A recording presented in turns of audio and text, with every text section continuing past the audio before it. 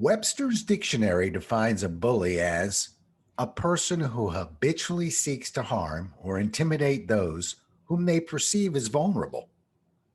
We do our best to steer clear of bullies, but there's one bully that tends to follow us wherever we go.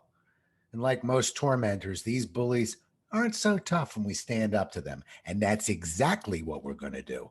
Let's have ourselves a pocket-sized pep talk and put these bullies in their place. A Pocket Sized Pep Talk, the podcast that can help energize your business and your life with a quick, inspiring message. Now, here's your host, Rob Jollis. You're just not good enough. You ever heard those words rattling around in your brain? Perhaps a better question would be this. Has anyone not heard those words rattling around his or her brain?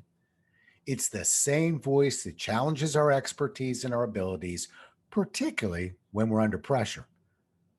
You know, like any other tyrant, that voice can be relentless, engaging in repeated, aggressive behavior intended to cause physical, mental, and emotional harm.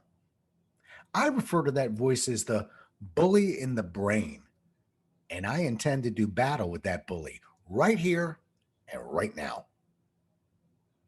The problem with this particular bully is that because the bully is a version of ourselves, many of us don't recognize we're even being bullied.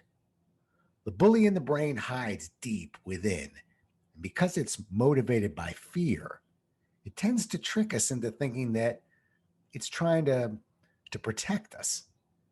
It might call out questions based on fear, like, what if you freeze up? Or what if you fall on your face? Or what if everyone finds out how afraid you really are? It may help you to know that you're hardly alone if you've ever had a few visits from this unwelcome guest. We all have a bully in the brain.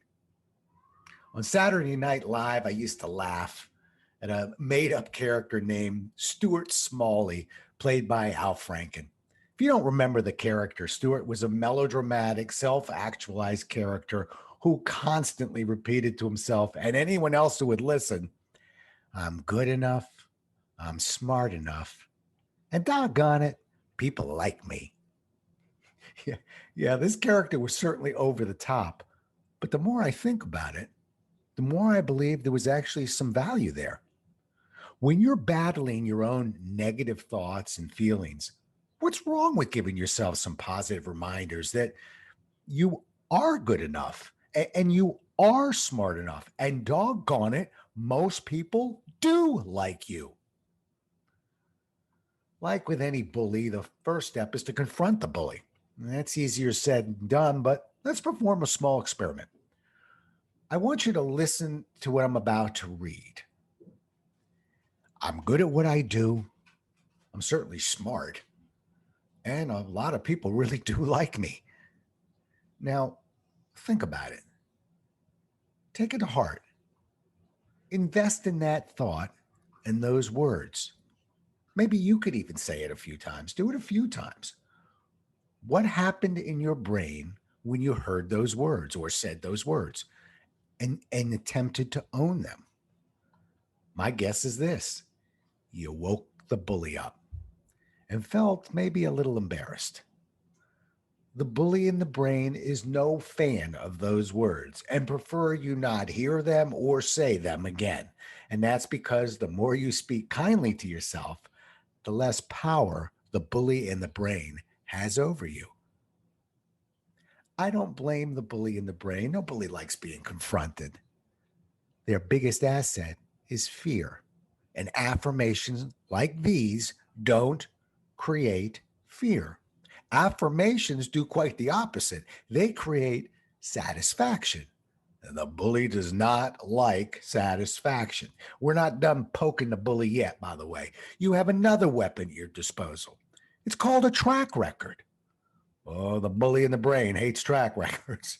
Your track record is a simple reminder to yourself of what usually happens when your expertise and abilities are required and you're under pressure.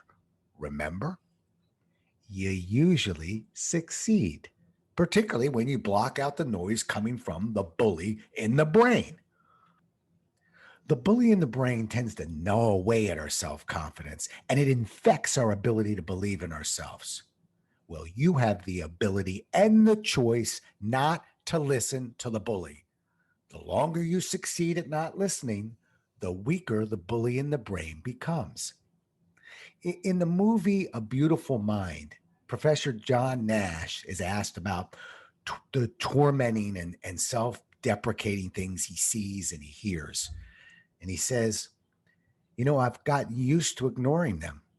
And I think as a result, they've kind of given up on me. I think that's what it's like with our dreams and our nightmares. We've got to keep feeding them for them to stay alive. See, we all have a bully in the brain, desperate to spread worry and doubt. And these bullies can be formidable, particularly if you give in to their incessant whining. But you can fight back and you can stop feeding that bully.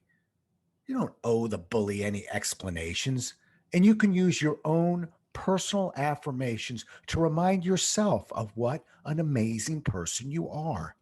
You can support that with facts about your personal track record. And when you do this consistently, the bully weakens, and those moments of doubt are rewarded with a positive feeling and a great chance for success. Thanks so much for listening. If you enjoyed today's show, please rate and recommend it on iTunes, Outcast, or wherever you get your podcasts. You can also get more information on this show and Rob at jollis.com.